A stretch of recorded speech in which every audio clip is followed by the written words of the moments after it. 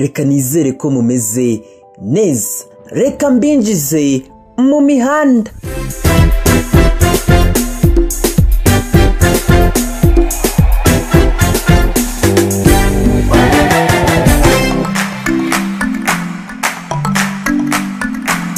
mbega ubushyuhe n'ibyishimo. Byari bimeze gute rero mbere y'uko umukino utangira? Nka Bahati Makaca yagize ati muraho neza, nitwa Bahati Makaca, ngenda betinze ko Amavubi ari butsinde cyangwa se akanganye. Naramuka adatsinze cyangwa se ngo ntanganye, sinzasubira mu kabari n'umunsi n'uyu n'umwe. Amavubi naratsinda sinzasubira mu kabari n'umunsi n'uyu.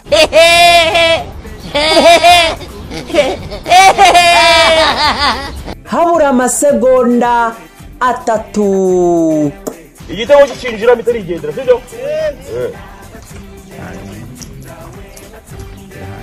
uri mwizamu ni muri bangaye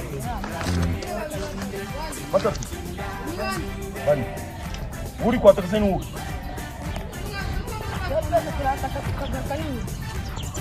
uraka nyuma pata kwaji tukura pa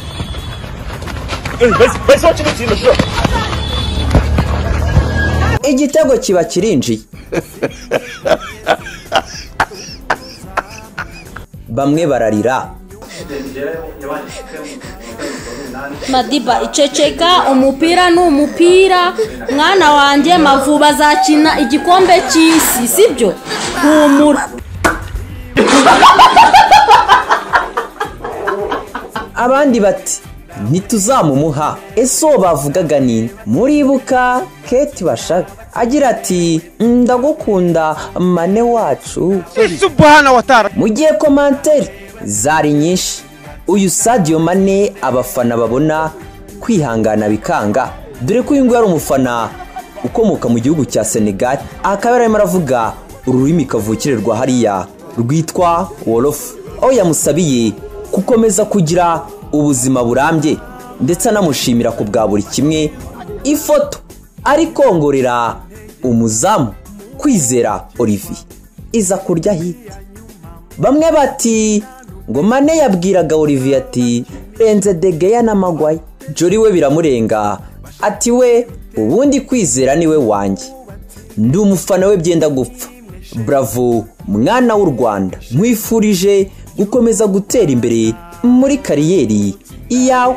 dukomeje niba biri kuri iyi mihanda.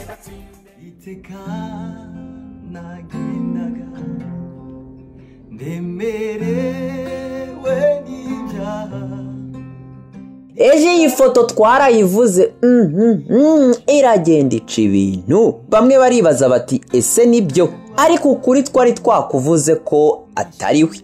yewe nawe ubwe yaje kubinyomoza ati nsabye imbabazi ku bw'iyi couple, gusa nanone ndifuza gukuraho urujijo kuri iyi foto muri gukomeza kunyitirira. ngabo bene data tubahesheje umugisha. ahita aboneraho no gutangaza ko vuba agiye gukorera ibitaramo mu gihugu cya Canada, aho yabyise Israel Mbonyi Canada Tour 2022. ku itariki ya 10 Nzeri azaba ari muri Ottawa, ku itariki ya 11 abe ari Montreal, ndetse azasoreza ibi bitaramo i Vancouver ku itariki ya 2 Ukwakira 2022. dukomeje na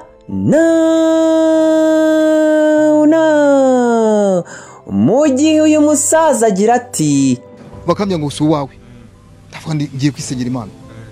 ubwo igihe kigeze n'uyu nyine n'uyu Imana bwate n'uyu kandi yamunyeretse ahantu atandukanye. Mary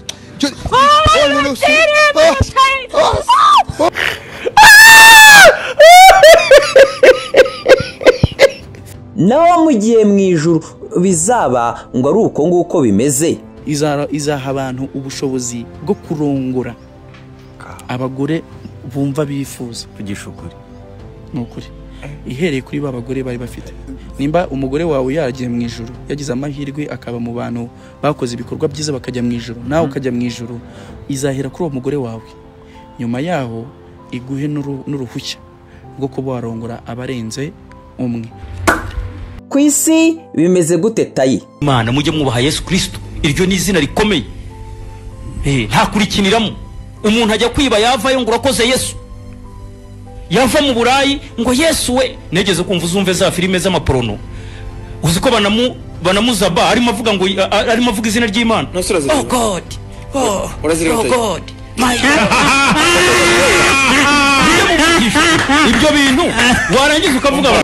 Ibyo reka rero tubiveho. Muribuka ko mu karere ka Ruhango ku munsi w'ejo nta yindi nkuru yari iri ku mihanda, umusore yagize gutya atera akabariro n'inka za bosi we aza gufatwa. Ngira ngo ibyo nitubigarukaho. Naho mu gihe Fofo bamubaza bati bantu bati iki cyose ni icyawe.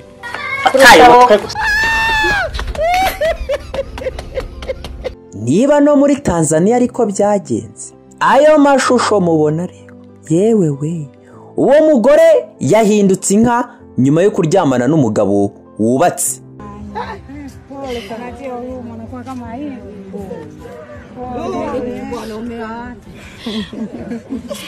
Kwani kachukua mume huyu wa mtu? Hajachukua mume wa mtu. Kumbe chuki tu. Kwani vipi kutoka nini? Tumekuja kumshangaa huyu. Tumemkuja hapa tunakuja ndo tunamkutana mituio anakuja. Sio maisha hayo ya kurogana hivyo. Ni nk'uko mubibona ari kugaragara yicaye arira atuje mu gihe abari aho babuze icyo bakora. Ubu se koko azongera umuntu? Ubu hakorwa iki? Nawe kuba uri hano ntago uri muhamba imbwa. Subhana wa ta'ala, shitani se. Nibyiriwe kuri iyi imihanda. Amazina yanjye ni Hirwa Redemptus. Nyaboneka mwe mwirirwa mushaka now